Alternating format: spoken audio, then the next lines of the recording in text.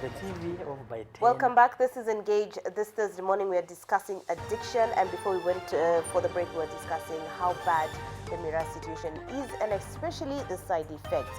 Waweru, how was it for your family members when you were going through that? Like, did they, after recovery, did they tell you how you made them feel while you were struggling with your addictions?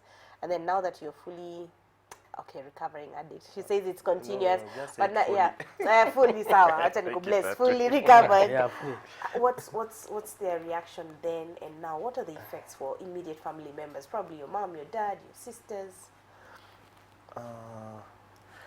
I'd say before I gave them a hard time, especially my mom, because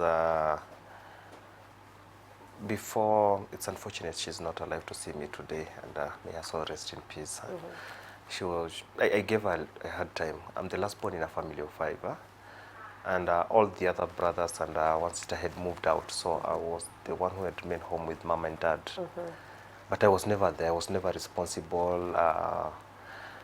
I'll do things that sometimes really hurt my mom to understand that she especially being cry. a last born, Kababa.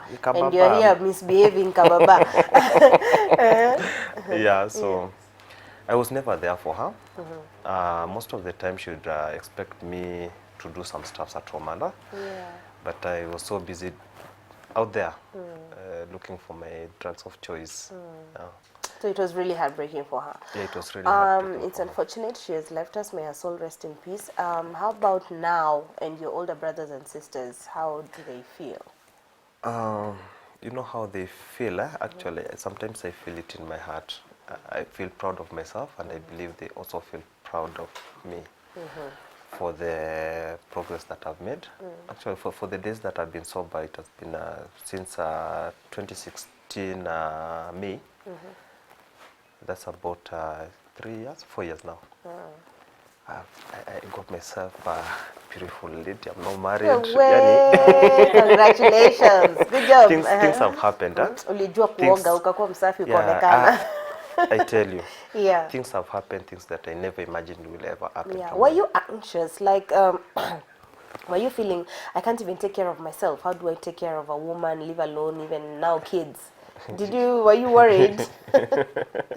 It's interesting. When you're in addiction, you don't even think about someone else. It's all about you. I always thought about myself. Where to get my, not in a positive way. The only thing that would run in my mind is where do I get my next, since what I've used is going to eventually come down. I need a top up. So where am I going to get my next dose?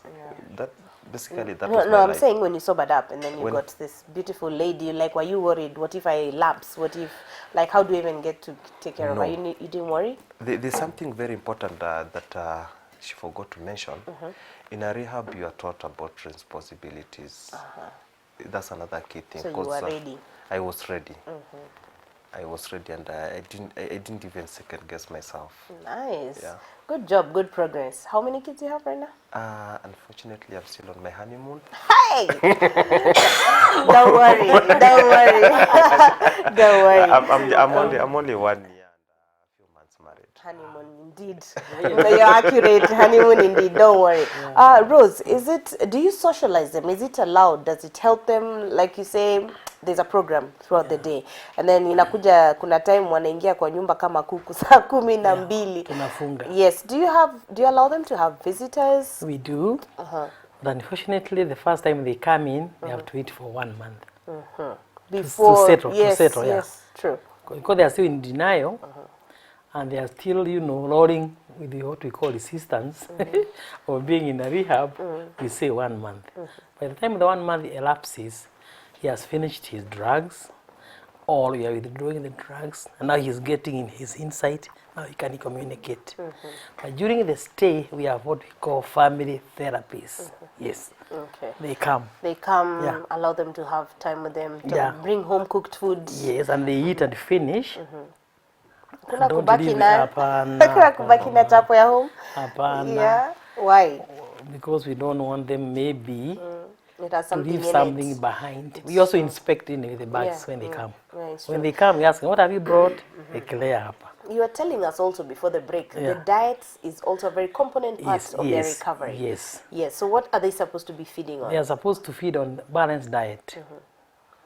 But 3 times a week we have legumes in general.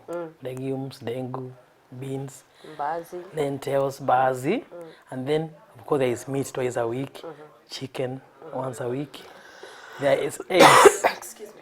eggs twice a week Yeah. for breakfast and sausages once. Oh, well, Yeah. I'm scared you're real. Yeah, and then for the evenings they prefer ugali because it is heavier. Inashika tu. Inashika tumbo and use a lot of sukuma wiki, spinaches, you know, healthy food. No, healthy food. Yeah, healthy food. But generally, though, a balanced diet is good for everyone. good, It's yeah, just that someone who's probably an addict or Yes. someone who's unwell just needs to have more attention on Yes, what they're yeah. eating. Waweru, socializing for you, how was it? You mentioned earlier that you enjoyed it when people came over and also just talk to you about everything that's not na bado unakunywa ukiwa huku ndani kuna mtu anakuibi, you know. But even in, let's say, the larger extent, not even in the confines of a hospital, how was socializing for you? Probably weddings, what, family gatherings. How was it for you? Before and after? Yeah, before, I was never a social person because I told you I was battling with the steam issues. So I used to isolate myself, especially if I see you're dressed well. Unajikompare. Mimi nitatoka tu. I used to do a lot of comparisons, which is not a good thing. Yeah. And even before before I went to the hospital, I think that was one of the triggers that made me, you know, get to that point of being suicidal, because I did a lot of comparisons.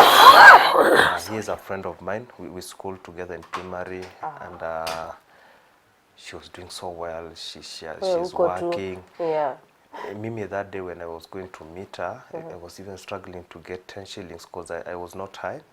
And you know, with the steam issues, for me, You needed that high to be confident enough to speak to her. yes. So I did not even have 30 shillings to go and take a gasp of changa. So I remember going to a shop just somewhere, and kidogo tu I managed to get a stick of cigar. So it gave me that nini for some moment. So I really compared myself with her, and that was first when I met on 23rd of December 2015. Then I really thought about myself, and I think that is one of the triggers that got me to where I was. After the rehab, I'd say I got an attitude. For me, I don't care what you think about me and my past. It's none of my business. You just keep your whatever you're thinking about What me. you see is what you get. Like me, don't like me, that's your 'Cause, problem. my friend, I You've come believe a I'm long alive way. not to impress you. Yeah. The only person I'm supposed to impress, it's God. Nobody Not else. even your better half. No. Just however, you say you had esteem issues, so the rehab even got you along with even get the better half that you have right now. Ulijitetea aje? Utatuambia for someone who can't even express themselves, na ukaingiza mtu box, utatuambia tactics you used. Rose. Yes. We have a caller from Utawala. His name is Eric. Eric, can you hear me? How are you? Good morning. Excuse me. Eric. Okay, we've lost Eric. When he's back online, we'll talk to him. Rose, I was asking you about socialization. You didn't tell me. How was it for you when you were addicted and the family was like, you unaenda gatherings? What was the reaction? That was what I was asking. Actually, I'd say Ilikuwa ni point fingers. Ndio ule. me, I used to be even afraid to go for social gatherings, because the moment itaonekana hapa, I became the topic discussion. When unaitwa Mtoto wa nani? ule antimso, talk to Peter, anakunywa pombe sana. Talk to Peter, siku hizi anavuta bangi sana. Talk to Peter, you know. And that is one of the things that actually makes someone to go deep into addiction. Because for me, I just talk about my experience. The moment you do that to me, the moment they used to do that to me, You withdraw more. Tukimaliza hiyo discussion, immediately. Nendo na top up sasa. Yeah. So let me do something I'm being accused of now properly. Is that a normal reaction for an addict? Yeah, it's a normal reaction because they are in denial. Although they are feeling high, they are still in denial because they can see they are not normal. It is not healthy. And again, addicts, unfortunately, whatever they take, their substance of choice takes over their lives. You stop being yourself. Ukiamuka, utakunywa wapi, utapata wapi. Their mind revolves on that. That is why they are experts in lying. He'll call you, I'm stuck, whatever, unamtumia. Kwa nyumba. Anaita mwingine the same. When you meet, the man is so drunk. And then they also pinch money. Still a lot, yeah. From relatives or whatever. Even some, even when it gets worse, even tables, TVs, whatever. Oh, it's selling household goods. Yeah, because he can't do without it. The craving is so high that you feel like you are dying. I think we have Eric back online. We've lost him again, don't worry, yes? Yeah, that is why you see when you go on the streets, and these young men snatch these rings, these chains. There's a very dangerous ring near Uko karibu na former Ibrahim's. Yes, they've snatched a couple of my stuff. So... And they're very intelligent. They can tell this is gold and this is not. Fake. They know. Yeah, they've snagged my stuff. So you don't go with these ones to town. Unakuja tu studio. Niliacha kuvaa. Ukirudi kwa gari unatoa. Niliacha. I'm traumatized. It's a lot of money. Even they cut ears. I saw a friend. Yeah, I know. So when they snatch that, it is a do or die. Unfortunately, they don't take to the man who sells gold. They go behind the audience. There's a guy waiting. He gives them a dose. He takes the expensive chain and goes to make money himself. Wow. When the drug wears out again, they become restless because they need it. They need it. Because drugs replace the normal neurotransmitter called dopamine. And the drugs now control you. Somebody who is not drinking, who is not alcoholic, the dopamine will excite you. Balanced. Will make you feel happy or unhappy, but they are balanced. That's why you are kwekelea in adibu. So it suppresses the normal neurotransmitters and takes over. Yeah. That is why if they miss completely, they die of complications. Yeah. Because the brain shuts up. Yeah. It's not used to functioning in that way. No, yeah. So it shuts down. But when they come to us now, because we give treatment, it replaces the substance. But then we give it in a medical way, which is proved, which is researched. Rose, what are some of the reasons or the causes of getting someone to an addiction stage? Based on the people who come to your rehab, what are some of the things you've had? There's something interesting he has mentioned about comparison. Yes. And making him feel lesser of a person, so he also tends now to withdraw further. I'm thinking in this day, remember we were talking about tuko kwa simu kila saa. Yes, yeah. That as well, because we have people having a lot of fake lifestyles online that can even trigger something else for someone else, and kumbe that is not even the real lifestyle. So what are some of those that you've had? It's interesting because addiction is not only chemical use. Yeah. Even these TVs, the phones. Yes. Are also causing a problem. An addiction, yes. And also that comparing denial. You have this phone. You hana hiyo akona kabambe tu. Akona kababe. Simu ikilia anaenda kujifisha ndio aanze. So he feels inadequate. Yes. And it gives him a low self-esteem. And it's very crucial for adolescents. Excuse me, yes. Because like me, I don't mind when you have a kababe. As long as it picks calls, he can pick calls from it. But a young person will feel, no, my friends have this, my friends have this. And I get to be accepted by the peers. You do what they want you to do. Then, unfortunately, some people's genetic makeup has some, if you are genetically predisposed to drugs, you can pick it. Some who are not, don't. That's why you go to the bar, you drink for the weekend. Somebody else, you're good to sleep. By 6 o'clock, he's awake, he has to go to the office. It's very sober. The other guy, will not go on Monday, on Tuesday. Yes. So you can that's see. the genetics. It's genetic. So if you are, like, if you have a family who are wanakunywa sana, ujiangalie sana. So you don't cross the border. Okay. Yes. It can also trickle down to you. Yeah, it can trickle down to you. And once you get addicted, stopping is very hard. Because they never know that they're addicted until they try to stop. Yeah, you don't know until you try. Yeah. Is there any other cause that's outstanding apart from now the ones you've just mentioned? Of course, the environment where you are growing up. If you are growing up where people are, those things are accessible. Like now, let's say in Meru, for instance, because Miraa is a catch crop. When we are growing up, we are picking coffee. There, they pick Miraa. In the coast, although Munazi does not cause addiction, other people now will bring other little things and introduce it. We went to another rehab yesterday in Muranga, and then they have to sweep all the leaves, the dry leaves which fall.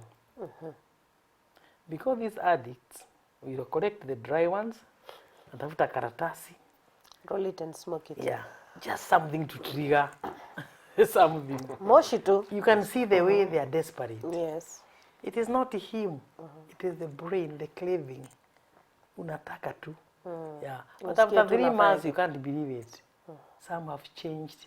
And also the teaching we do, because it's also organized. You know what to tell somebody who has just come. When they are going also, it is specific. When they are about to leave.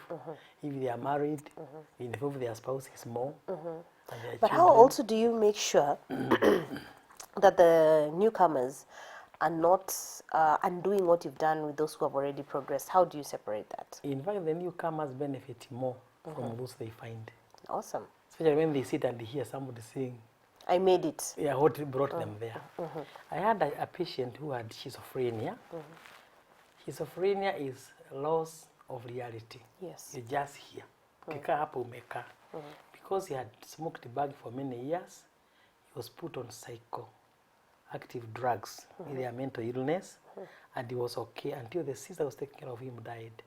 So he stopped taking medicine. So he just became a zombie. So when he came to the center, I told the relatives, maybe we can only help him by giving him the treatment regularly, and then we see. And so when we were sharing, one client said, when we saw so and so, we felt if we continued, we would have reached that. You see now, they learn from one another. Okay. And again, they are so good, they share. So it's actually the other way around, because most of the people are concerned, if I take my person to the rehab, then it's very likely that the person who comes after will make them relapse, because probably they're coming in and stuff. So it's the other way around. The other way around. Encourage in that, those group counseling helps a lot, because they see. You ask them to volunteer when they are comfortable after staying for some more time. And they exchange a lot. And I'm sure he'll bear me witness. Those things are very good, because they say what I did. What I did, I lost a good job, you know. I lost my family. I lost this, you know. And that one encourages them, the young ones who have actually come. When it came to reintegration, what kind of challenges did you face? Because I'm sure there are places you go and people are like, you know, like, what kind of challenges do you face? You're here cleaned up, you have a wife, and you're here telling them, I can do this. Especially from your older brothers and sisters. Like, you're telling them probably, I'm guessing, actually, nipatie 50 Kenyans and biza nakwambia ati. What kind of challenges did you face? No, I wouldn't say I faced a lot of challenge. For me, I just say I was lucky. Because my family was so supportive, and I even though I didn't get 100% trust from them immediately, it took time. But the 50% trust that they gave me immediately was helpful for me, because before nilikuwa zero in terms of trust. They wouldn't trust me with anything. Now getting a 50% trust was more than okay. Yeah, it was a plus for me. Okay, awesome. Rose, when it comes to reintegrating this recovering addicts, how should we prepare back home? How should we prepare them also when they're going back home or into the society? What can both parties do? Yeah, actually, let me say that first of all, treatment depends on 4 things. The first one is the client. Yes. You need to be told that you cannot take someone to a rehab mpaka wakubali, but it has changed because it's a disease. If he's losing completely, you bring by force. Yeah. But then they after some time they say, oh yeah, this is useful. This is useful. And then the second one is family. The family must be involved. They must be supportive. The third one is money, because they pay to be there. Because they must eat. You must teach them. You go outside people to talk to them, you know. And then the community. That is the brother, the cousin, the sisters, the few friends where he lives. So they can accept them when they go. And now, the family even to convince them that this man can get better, they are really normally not sure. Because he has given them so much problems, they think it's a miracle. Yes. Yeah. When you tell them it's a disease like any other, give him a trial, they do it. People have gone to rehab 6 times, 9 times, and gotten better. Some have gone once, gotten better. Others have gone to no rehab, but they are strong enough to make a decision. I'm not drinking. Others go and maybe to the churches and they get born again. Others go to a rehab. It's not all rehabs. Yeah. But counseling an addict from the counseling point of view as a daily client or weekly, it doesn't help much. Because you talk, he goes. Then he comes next week, alikunywa kidogo. That's why the rehab helps, because they abstain for those 3 months. Sometimes you have other dependent conditions that come about from someone having addictions. For example, like the schizophrenia you're talking about. Yeah. It's not very visible unless you listen to someone. Yeah. So how can one identify someone is in dire need of rehabilitation or just medical attention as a whole? Because, for example, I have a personal incident where I had a house help. She was very okay. She does everything okay. She gels with everyone else up until one day when she wanted time off. And she said something like, na nikitoka church, nataka unipatie ruhusa nikachukue Nobel Peace Prize yangu KICC. What do you mean? I was like, wait, what? Yeah. Am I the one who's not awake? Yeah. You know? Like for me, that was more than a red light. This person is not okay. Yeah. So how would you identify? But in the course of staying with her, did she have mood swings? Not at all. Functioning 100%. Apart from that one statement that got me asking, okay, wait, do you have a number? I'd like to invite your people over for tea to find out from the family members, okay, ngoja, huyu ako aje, only to find out that in fact, it's a very good thing you've called us. We were looking for her. She ran away from home. She's supposed to be on medication. She was supposed to be in Madare. And I died 1,000 deaths.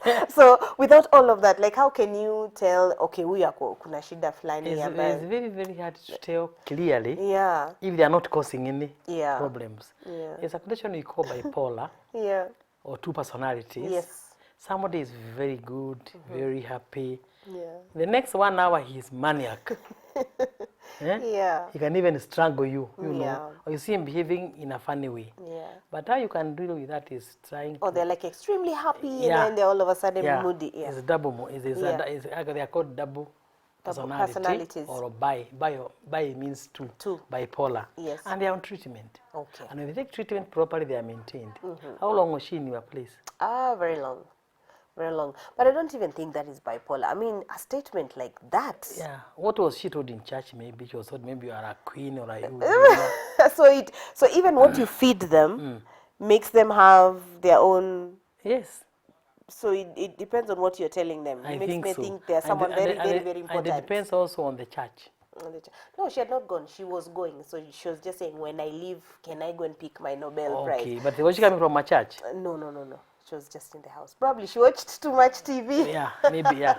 The TV. So, Waweru, as we wrap up this, what would be your parting shot and advice to someone who's struggling out there and wants to really get out of it, or probably is halfway there? Because you're saying when someone is in the hata ajui, there's something wrong. Yeah, no, tu ako sawa. So probably you're addressing someone who's halfway out and keeps sleeping. What would be your advice to them as we wrap this up? It will just be simple. There is help. Just ask for it. Ask for it. Yeah, ask for it. I know us guys, we suffer the most cause tunakuanga na mimi ni mwanaume. Takufa na shida. Mimi mwanaume siwezi ongea. Yeah, it's just a high time for guys to stop thinking that way and just ask for help. Because there's help, there's cure, and you get better. You are confirming the point that the men are in more trouble than even the young ones and the ladies. So you're saying it's a very big problem among the men? Yes. How big is it? Do you know? It's so big. You know, there's this... Is it because probably, that's why we even find most of the cases where men are killing their better halves or even children. Like there's so much expectation on the man that he just crashes. Is it a contributing factor? Yeah, you'll see like even a small boy, he has hurt himself.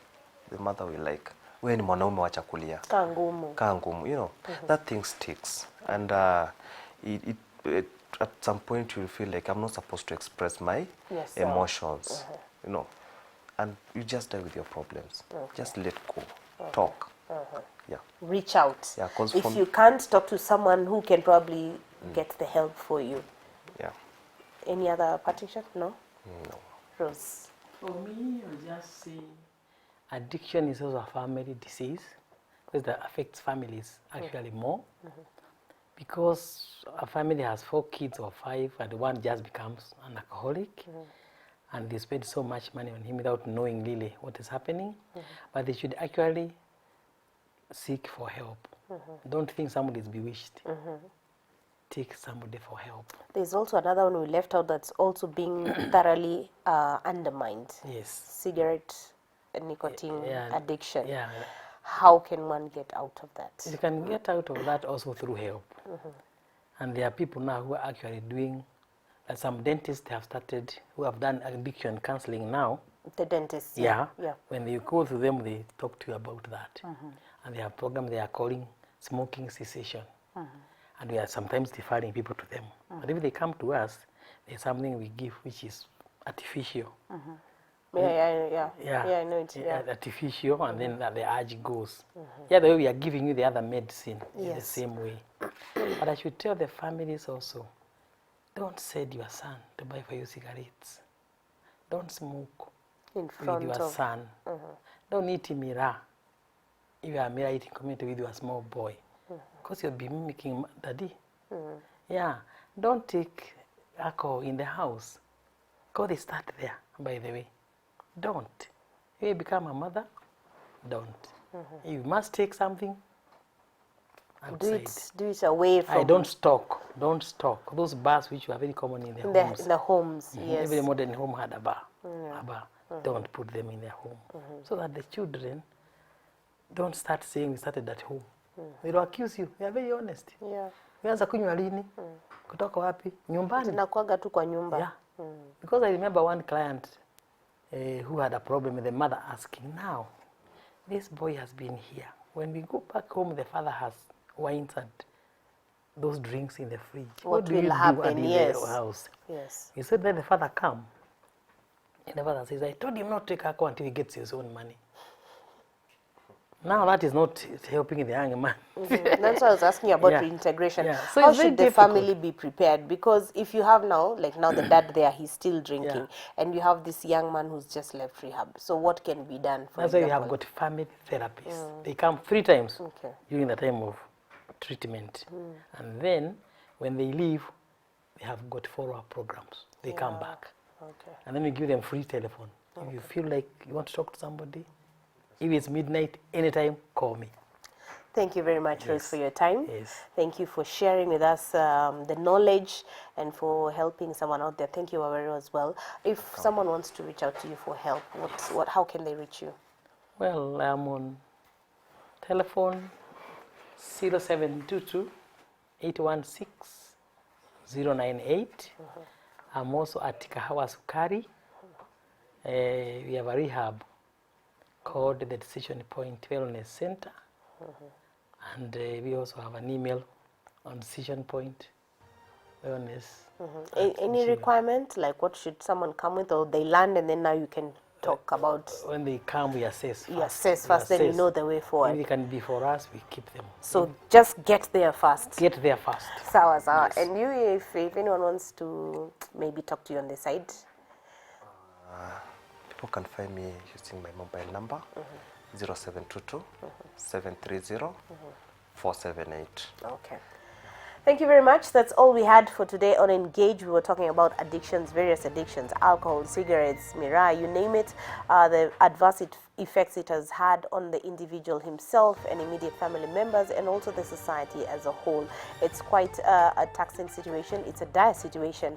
But as they said, there is hope. If you need help, just reach out. There's someone at the other side who's more than willing to take you through it. That's it for today. Don't go away. Stay tuned for Matukio Nyanjani with Clifford Ndubi.